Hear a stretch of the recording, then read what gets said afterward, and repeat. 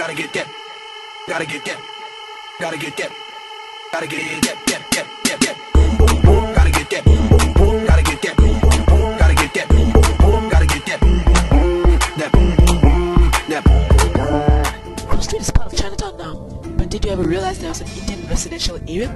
The whole stretch of Cross Street and Upper Cross Street is an important link which connects the civic district to Chinatown. Cross Street divides Chinatown into two zones, the north being the house of Teochews and Hokkien, and the south the hub for Cantonese and the Kicks. Raffles had envisioned the Chinese community to form the largest ethnic group in Singapore, and hence allotted the whole area west of Singapore River for Chinese to settle, Chinatown. Now we are in Lau Pa Sat. In 1822, Raffles is instructed that a market be built on the site selected by Colonel Farquhar.